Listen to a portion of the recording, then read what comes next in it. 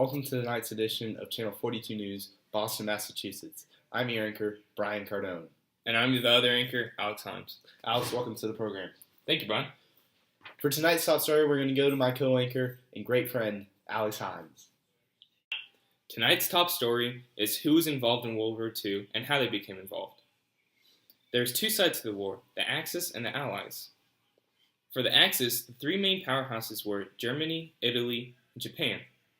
Now for the Allies, the main powerhouses were the United States, Russia, Great Britain, and France. Now I'm going to talk about how they became involved. Germany first invaded Poland, which started the whole conflict in World War II. Their dictator, Adolf Hitler, was thirsty for power and wanted more.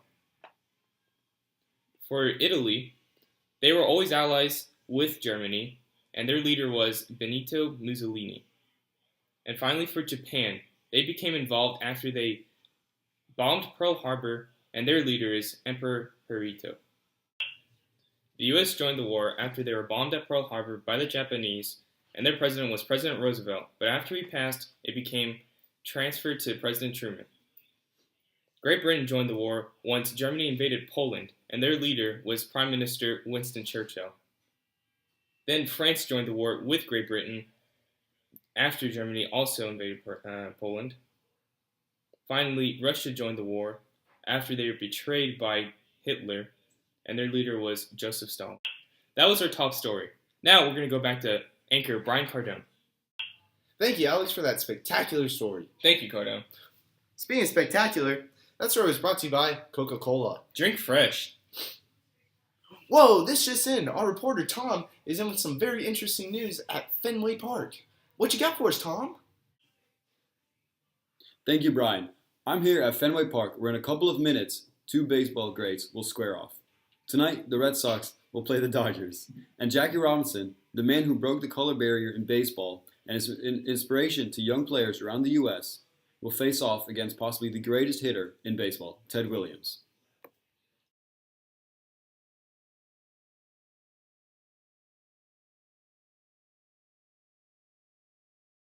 I'm here at a local bar right after the game with a local fan, Mr. Smith. Hey guys, how's it going? My name's Steve Smith.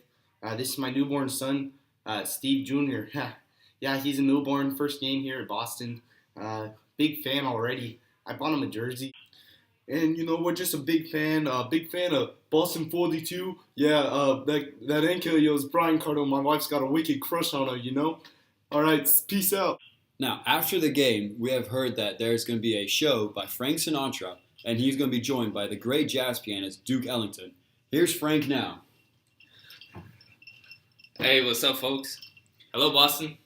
As you all know, Frank Sinatra, the singer of the greatest songs like My Way, New York, and Fly Me to the Moon, will be playing here at Fenway Park tonight. Be there. From Fenway Park, back to you, Brian. Thank you, Tom. Now, Brian, let's go to your story about how women have came so far in this early 1900s. Alright, so basically the women started out in the households, as we see here in this picture, right around here. And then they turned into workforce people as soon as the men had to go off to war. Let's go see this short clip of what I filmed. Hi, I'm here with Miss Featherston here today in her kitchen. Why don't you tell us what you're doing here today? I'm just making some cookies. Wow, they smell delicious. Thank you, Brian. So what are you going to do now? Well, my husband's going off to fight in the war, so I'm going to need to work in the factory. Wow, that sounds great. Let's go see you we'll see you in about 6 months.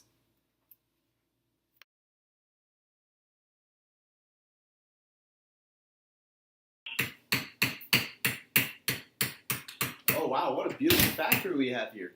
Oh, hi there, Miss Featherston. Well, hello there, Brian. So what are you making for our boys overseas? I'm making some new trucks, because they could really use the help from us women back home. That's right. Women have joined the workforce here in America, and they'll be fighting for their right to keep working. Back to you, Alex. Thank you, Brian, for that segment. That was very emotional and moving. Thank you, Hans. I worked really hard on it. All right, now we're going to go to our next topic with our reporter, Tom Kreinen. First, before we go to the topic, we're going to have a quick commercial break. Hello, everyone. My name is Miss Featherston, and I'm making cookies for you. Try my cookies now.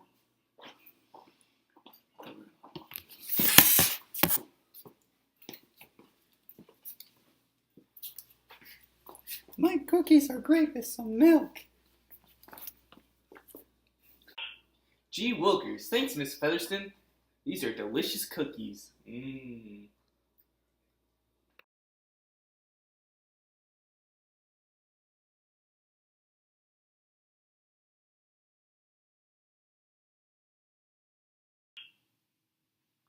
Thank you, Alex. At 7:48 this morning on December 7th, 1941, the U.S. was attacked by 353 Japanese fighter planes, bombers, and torpedo planes. 3 cruisers, 8 battleships, 3 destroyers, and an anti-aircraft training ship and one mine layer were lost by the U.S. The U.S. also lost 188 aircrafts and 2,403 U.S. soldiers were killed and 1,778 injured. The Japanese casualties were less. They only lost 29 aircraft and 65 soldiers were killed or wounded. One man, Kazura Sakamaki, was captured by the U.S. and is the U.S. first Japanese POW. The U.S. will retaliate and has decided to do so by declaring war against the Japanese. People in the U.S. agree with this declaration of war as they feel that they need to get back for what they have done to the U.S. President Roosevelt has proclaimed that December 7th, 1941 is a date which will live in infamy. The U.S. Navy will do all it can to build Pearl Harbor up from the ashes to rise to its former strength and show the Japanese that this is not over yet. That's all from here at Pearl Harbor. Back to you, Brian. Thank you, Tom, for that incredible news segment about the tragic events there at Pearl Harbor. Alex, so I heard you have a new story developing over in Japan. Yes. Currently, we're talking about the atomic bombs that were dropped on Nagasaki and Hiroshima and how that ended the war with the U.S. and Japan. Well, let's cut right to it then. All right. So, with further description of Hiroshima and Nagasaki, on August 6, 1945, an American B-29 bomber named the Enola Gay dropped an atomic bomb named Little Boy on Hiroshima, Japan. In an instant, 80,000 to 140,000 people were instantly vaporized, and about more than 100,000 were injured. The blast wave shattered windows for a distance of 10 miles and fell as far away as 37 miles. Then 3 days later, another bomb would be dropped. On August 9th, 1945, another B-29 bomber named Boxcar exploded the atomic bomb Fat Man on Nagasaki, Japan.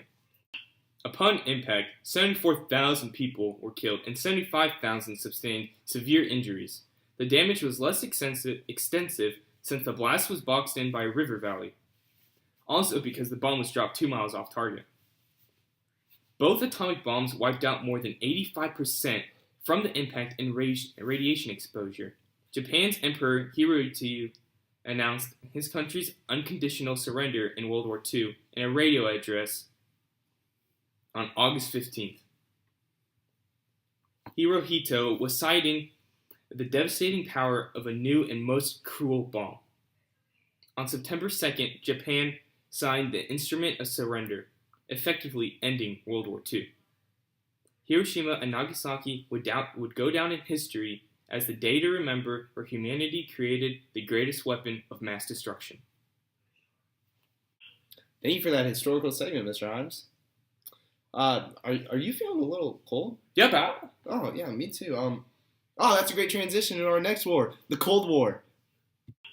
So to begin the Cold War in 1945, the United Nations was established. And then in 1946, Winston Churchill, Prime Minister of England, gave his famous Iron Curtain speech, which talked about Germany and the Russian influence of communism. And then, in 1948, the United States engages in the Berlin Airlift, which helps keep the Western Berlin safe from communism. Then again, in 1949, the United States joins NATO. Only if I knew what NATO was. What's NATO? Okay. And this just in, I just realized what NATO was. NATO was a North Atlantic Treaty Organization in which the United States joined with 12 other nations, in which they would fight for each other in case of a communist attack. And then, in 1949, China falls under communist influence with the victory of Mao Zedong over Chiang Kai-shek, the nationalist leader. So that about handles it for the 1940s and the Cold War.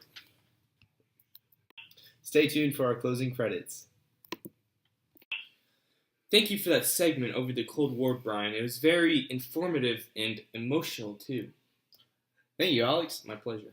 Well, audience, why don't you stay tuned for tomorrow night and we'll see what really happens in life. Stay classy, Boston.